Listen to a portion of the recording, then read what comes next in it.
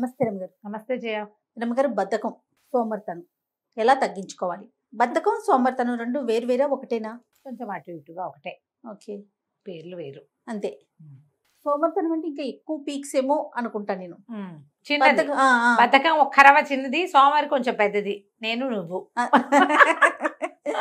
అట్లా సోమరిగా ఏ పని చేయకుండా ఉండేవాళ్ళు, బద్ధకంగా మనుదిన్న పెంజేరెళ్ళే నడిచేవాళ్ళు, వాయిదాలు వేయటం. సోమరిపోతులు మానేస్తారు, బద్ధకస్తులు వాయిదా వేస్తారు, అంతే. కాస్త దగ్గర సంబంధమే ఉంది.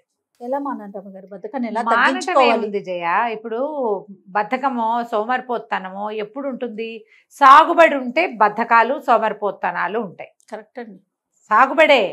సాగుబడి మాయ రోగాలే కొంచెం ఎక్కువగా ఉంటాయి. మన బదులు మనం మానేసిన పని ఎవరైనా చేస్తారంటే ఎందుకు చేస్తాం? మనం ఇంట్లో కూర్చుంటే మన కథ నడుస్తుందంటే కూర్చుంటాం ఇంట్లో. ఖచ్చితంగా. ఏ పని చేయకుండా ఉండలేని జాతి 50% కూడా ఉండరు మన దగ్గర. మన సమాజంలో 50% ఏ పని చేయకుండా ఉండలేను అని చెప్పేవాళ్ళు 50% కూడా ఉండరు. తప్పితే ఏదైనా మానేద్దామని చూసేవాళ్ళే ఎక్కువ ఉంటారు. నిద్ర లేవడం దగ్గర నుంచి జయ, నిద్ర లేవటం, వేసుకున్న పక్క ఎత్తటం, స్నానం చేయటం బద్ధకం. స్నానం బద్ధకం వాళ్ళు బోల్డ్ మంది ఉంటారు. అవునండి, నాకు స్నానం బద్ధకం, తలంటి బద్ధకం, ఒళ్ళు తోముకోవటం బద్ధకం, పళ్ళు తోముకోవటం బద్ధకం. పళ్ళు తోముకోవాలి, నీళ్లు పోసుకోవాలమ్మా, తప్పదు. ఒక గంట వాయిదా వేస్తారు, కూర్చుంటారు అట్లా. మనుదిన్న పెంజేరు, అదే మనుదిన్న పాము అంటారు కదా, మేము పెంజేరు అంటాం దాన్ని. సచ్చినా కదలదు అది, అటా ఉంటుంది, ఈడుస్తూ ఉంటుంది. ఆ ఈడ్చేదాన్నే బద్ధకం అంటారు. వాయిదా వేసేయటం, అక్కడి నుంచి స్నానం చేశాక తువ్వాలారేయటం బద్ధకం, బట్టలు విసిరేయటం అదో బద్ధకం, ప్రాపర్గా పెట్టడం అవన్నీ బద్ధకాలే. చదువుకున్న పుస్తకాలు సర్దుకోవటం బద్ధకం, సంచి సర్దకటం బద్ధకం, ర్యాకులు సర్దుకోవటం బద్ధకం, పెన్నుకి క్యాప్ పెట్టడం బద్ధకం. పెన్ను చోట క్యాప్ చోట ఉంటాయి.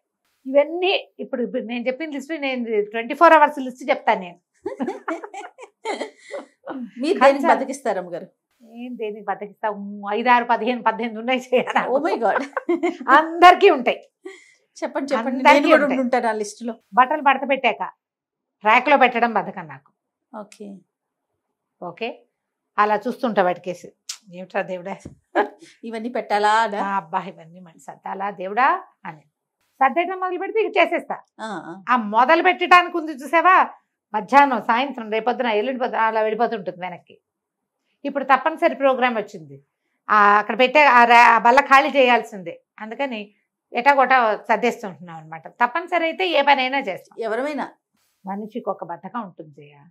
అయితే చెప్పా కదా, 2, 3, 4, 5, 6, 18 అలా అందరికీ ఉంటాయి. అవును, తప్పనిసరి అయితేనే పనిచేసే వాళ్ళు కొంతమంది ఉంటారు కదా. ఇప్పుడు నీ సంగతి చెప్పు, నేను చెప్పేశాను. అక్కడి నుంచి అలాంటి పనుల దగ్గర నుంచి పెద్ద పెద్ద పనుల వరకు కూడా బద్ధకాలు ఉంటాయి. నేను ఆ టైంకి ఏదైనా పుస్తకం చదువుకుందాం, ఎందుకు పుస్తకం మొదలు పెడితే పుస్తకానికి మాత్రం బద్ధకం ఉండదు ఎట్టి పరిస్థితుల్లో. అది మీకు ఇష్టం, మీ ఫేవరెట్. ఇవన్నీ మానేసి ముందు చదివేసి తర్వాత ఇది పూర్తి చేశాక ఆ పని చేద్దాం అనుకుంటాను నేను. నీ సంగతి? నాకు హాస్పిటల్కి వెళ్ళటం బద్ధకం రమ్మగారు. అందుకే జ్వరం వచ్చి బాగా ఎక్కువ వచ్చేదాకా ఊరుకుంటా. మీతో 4 తిట్లు తిన్నాక అప్పుడు వెళ్తా. ఇంట్లో తిడతానే ఉంటారు, చిన్న ఫస్టే వెళ్ళిపోతే తొందరగా తగ్గిపోతుంది కదని. అది పీకల దాకా తెచ్చుకుంటా, ఒక మందుతో పోయేదానికి కోర్సు. అది చాలా బద్ధకం రమ్మగారు.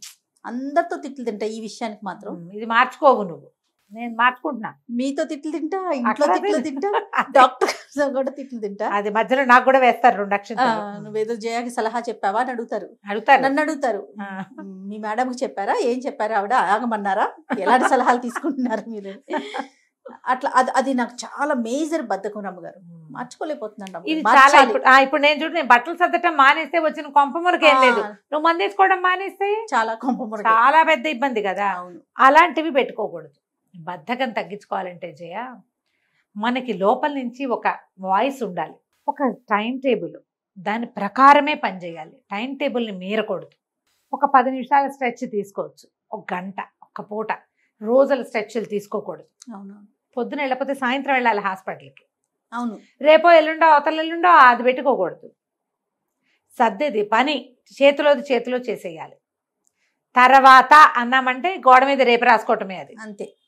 ఆ తర్వాత ఒక గంట, ఒక 2 గంటలు, లేదా ఈ పర్టికులర్ పని అయ్యాక ఆ పర్టికులర్ పని చేస్తా అని పెట్టుకోవాలి. ఇది మీరు పిల్లల్లో కనుక అలవాటు చేస్తే బద్ధకాన్ని కనుక అబ్జర్వ్ చేస్తే చాలా బలవంతంగా ఎర్లీ ఏజ్లో 12 లోపల పోగొట్టేయండి. 12, 13 తర్వాత ఇక టీనేజ్ వల్ల 1,00,000 వస్తాయి. అవును, మురుగులు బద్ధకాలు.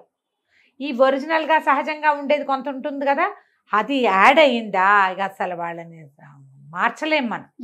ఇక వాళ్ళ జీవితాంతం అనుభవిస్తారమ్మా దాన్ని. ఇబ్బంది కదా రమ్మగారు, చాలా ఇబ్బంది. బద్ధకం చాలా ఇబ్బంది కలిగించే వ్యవహారం. జిమ్కి వెళ్ళటం బద్ధకం, ఎక్సర్సైజ్ బద్ధకం, వాకింగ్కి వెళ్ళటం బద్ధకం, నీకు మందు వేసుకోవటం బద్ధకం, డాక్టర్ దగ్గరికి వెళ్ళటం, శుభ్రంగా ఉండటానికి బద్ధకం, అవును, ఇల్లు శుభ్రంగా ఉంచుకోవటానికి బద్ధకం, తమ వస్తువులు కనీసం తమ వస్తువులు వాటికైనా సరే అబ్బా కొనాలి, చూడాలి, చెయ్యాలి. అవి ఎవరు చేస్తారు? ఇవన్నీ ఎవరు చేస్తారేమిటి? నీ జీవితం నీ బదులు గాలి ఎవడైనా పీల్చుకుంటాడు? నువ్వే పీల్చుకోవాలి కాదు మరి. అసలు ఈ ధోరణే మార్చుకోకపోతే కనుక ఇవి అనారోగ్యాలకి దారి తీసే ప్రమాదం ఉంది. మీకు ఎక్సర్సైజు వాకింగ్ బద్ధకం అయితే బెస్ ఆటోమేటిక్గా వచ్చేస్తారు. మందు వేసుకోవడానికి బద్ధకం అయితే సమస్యల వలయంలో చిక్కుకుంటారు బాగా. ఈ రోజువారీ ఇల్లు వాకిలి సవరించుకోవటాలు, అలా మీ పుస్తకాలు మీరు సర్దుకోవటాలు అలవాటు లేకపోతే ఉద్యోగాలు చేసే కాలంలో భలే అవస్థ పడతారు. మనం ఏం చేస్తామంటే ఎండాకాలం అది వస్తే పిల్లల్ని నిద్ర లేపకుండా వదిలేస్తాం.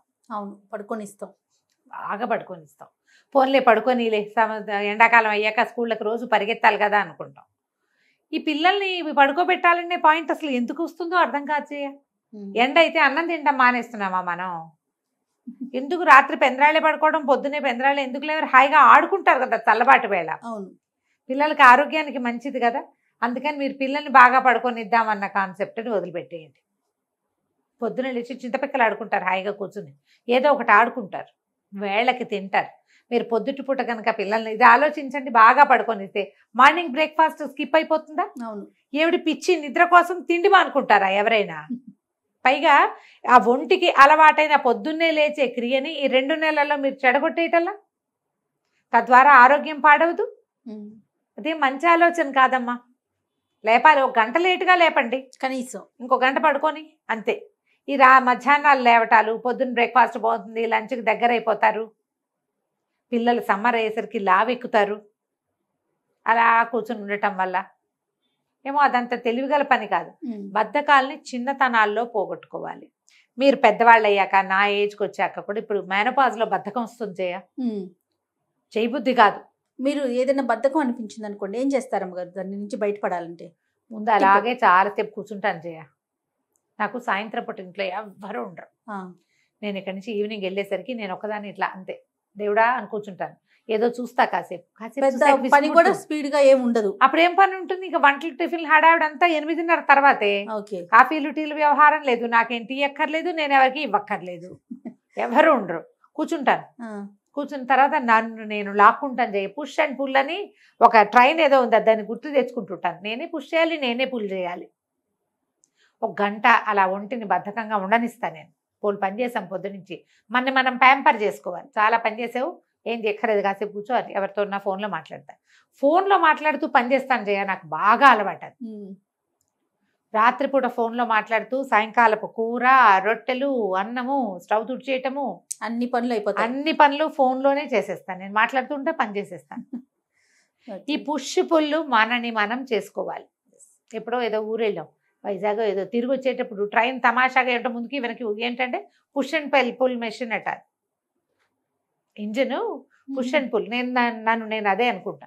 అప్పుడు ఏం చేస్తా, ఎవరితోటైనా ఫోన్ పెట్టుకుంటాను. సాయంకాలం పొద్దునంతా ఎవరితో, ఇప్పుడు వచ్చిన కాల్స్ అందరినీ సాయంత్రానికి వాయిదా వేస్తాగా, వాళ్ళు ఎవరో ఒకళ్ళని తీసి అప్పుడు లేచి పని చేయటం మొదలు పెట్టా. పని అయిపోతుంది, వీళ్ళతో మాటలు అయిపోతాయి, చేసేస్తాను. ఒకసారి 1 గంట సేపు మనం బద్ధకంగా ఉండొచ్చు, అంతకంటే కాదు. ఏ పనులు రేపుకి వాయిదా వేయబోకండి. ఇవాళ చేయవలసింది ఇవాళే, రేపు చేయవలసింది ఇవాళ చేయవలసింది ఇప్పుడే. డూ ఇట్ నౌ అని పెట్టుకోవాలి. ఇప్పుడే చేసే మొదలుపెట్టు. కనీసం సగం సర్ది వదిలిపెడితే, కిచెన్ ఉంది సగం సర్ది వదిలిపెడితే కంగాళీగా ఉంటుంది. చచ్చినట్టు చేయొద్దు, ఖచ్చితంగా చేయాల్సి ఉంటుంది కదా. హెడ్డింగ్లు పెట్టుకోండి అని చెప్తుండే వాళ్ళు మా చిన్నప్పుడు. వ్యాసాలు రాయాలి, వ్యాసాలన్నిటికీ హెడ్డింగ్లు పెడితే హెడ్డింగ్ కనపడుతుంటుంది, అది పిలుస్తుంది. అవును, అందుకని పని మీరు చేయలేను, ఇప్పుడు నా వల్ల కాదు, అవన్నీ ఎవరు చేస్తాడు అనిపిస్తే స్టార్ట్ చేసి వదిలేయండి. అదే మిమ్మల్ని పిలుస్తూ ఉంటుంది. బద్ధకం పోగొట్టుకోవడానికి ఇది ఒక మంచి మెథడ్. సగం చేసి వదిలిపెడితే ఎట్లా? మినపప్పు నానబోసేసాం, దాన్ని రుబ్బద్దు, ఖచ్చితంగా రుబ్బాలి. ఆ రుబ్బిన తర్వాత ఒక 2-3 గంటల లోపల పెట్టద్దు, ఈ పనులు చేయాల్సిందేగా. మొదలు పెట్టండి. కనీసం మొదలు పెట్టడానికి బద్ధకం అయితే నేను చెప్పాక పుష్ అండ్ పుల్. మీరు కూడా ఏదైనా ఒక ప్రచోదనం, ఒక టీ కాఫీ తాగటం, వేడివేడిగా ఏదైనా తాగటం, చల్లగా తాగాలని పెడితే చక్క చిక్కటి మజ్జిగ చేసుకుని కాస్త పుదీనావో కొత్తిమీర కరివేపాకో పడేసుకుని హాయిగా తాగని. ఉత్సాహం వచ్చేలాంటిది ఏదైనా తీసుకోండి. తింటే బాగుంటుంది అనుకుంటే ఓ చాక్లెట్, ఓ చిన్న స్వీటు, ఓ కరకరా నవిలే క్యారెట్ ఏదైనా తిని ఉత్సాహం తెచ్చుకోండి. జనరల్ బద్ధకాలకి జయ అంటే చిన్నపిల్లల్లో బద్ధకాలకి ఒళ్ళొంగంతనమే అనుకో. కొంచెం మనలాగా కాస్త పెద్దవాళ్ళు అయ్యాక బద్ధకానికి శరీరం ఏదో కోరుకుంటోందని అర్థం చేయాలి. దానికి స్వీట్ షుగర్స్ కావాలా, సాల్ట్స్ కావాలా, ఏదైనా స్టిమ్యులెంట్ లాంటిది కావాలా, మీ శరీరాన్ని మీరు అబ్జర్వ్ చేసుకోండి. వేడిగా నాకు కాస్త కరివేపాకు నీళ్లు, చారు అలాంటి వాసనలు చూస్తే ఉత్సాహం వస్తుంది. పనిచేస్తాను నేను. మిమ్మల్ని మీరు వినండి. శరీరం నిస్త్రాణగా ఉందా? ఏం కోరుకుంటుంది? బయటికి వెళ్ళాలా? బయటికి వెళ్ళిపోవాలనిపిస్తుంది. ఇంట్లో ఉండబుద్ధి కావట్లా. కాసేపు రోడ్డు మీద పోయి నడిచిరండి. నేను అప్పుడప్పుడు అమీర్పేట వెళ్ళిపోతున్నాను జయ. ఇవాళ రేపు ఒకళ్ళు మనిషి తోడు లేకుండా వెళ్ళలేని స్థితిలోకి వచ్చేసా ఆల్రెడీ నేను. ఈ పుష్టు పుల్లు చేసుకుని ఇచ్చి ఏమిటి ఇంత చవటతనం వచ్చింది, ఊరందరికీ షాపింగ్ చేసేదాన్ని నేను ఇలా కూర్చున్నానండి. ఏదో ఒక గుడికో గోపురానికో ఠకీమని లేచి వెళ్ళిపోవటం, ఓ ఆటో పిలుచుకోవటం, ఎక్కేసి వెళ్ళిపోవటం. ఓ 2 గంటలు తిరిగి వస్తా. ఏం కొన్ను పెన్ను ఏం లేదు, ఒక 200-300 ఖర్చు పెడతా హార్డ్లీ. ఓసారి ఓ గుళ్ళోకి, ఓ షాప్లోకి ఏమైనా మల్లెపూలు కొనుక్కుని, ఓ మామిడి పళ్ళు వస్తున్నాయి కదా, 1-2 పళ్ళు కొనుక్కుంటే అమ్మయ్య ఈ పూటకి ఆ విసుగు మొనాటని పోయిందని అది పోతుంది. ఇలా ఏదైనా ఒకటి పెట్టుకోండి మీకు మీరు. కాఫీ తాగితే బాగుంటుందంటే రోజస్తమానం కాఫీలు తాగారు, అంత తాగకూడదు. బద్ధకంగా ఉన్నప్పుడు, ఏమీ చేయబుద్ధి కానప్పుడు మాత్రమే. పైగా కాఫీ కూడా కాదు, చిన్నది, 1 సిప్పు 2 సిప్పులు హాట్గా అంతే. మీరు వేడి నీళ్ళు తాగొచ్చు, కాఫీ టీ తాగొచ్చు, హార్లిక్స్ తాగొచ్చు, బూస్ట్ లాంటివి ఏమైనా తాగొచ్చు. హాట్ చాక్లెట్ ఒకటి చాలా బాగుంటుంది. చాక్లెట్ పౌడర్ తెచ్చి పెట్టుకోండి. చాకో పౌడర్స్ దొరుకుతున్నాయి కదా, కోకో పౌడర్స్ దొరుకుతాయి. వేడి వేడి నీళ్ళల్లో వేసుకుని ఒక చిటికెడు షుగర్ వేసుకుని, షుగర్ వేయకపోయినా కూడా చాక్లెట్ లోపలికి వెళ్తుంటే చాలా హాయిగా ఉంటుంది, ఉత్సాహం వస్తుంది. ఇది కూడా వన్స్ ఇన్ ఏ వైలే, రోజు కాదు. ముందు అసలు మన బద్ధకాన్ని మనం గుర్తించాలి ఏమిటి మన సంగతి అని. శరీరాన్ని వినండి, దాన్ని బట్టి బద్ధకానికి అడ్డుకట్ట వేయండి. తప్పకుండా. నమస్తే. నమస్తే. సుమన్ టీవీలో మీ పర్సనల్ అండ్ బిజినెస్ ప్రమోషన్స్ కోసం కింది నెంబర్కి కాంటాక్ట్ చేయండి.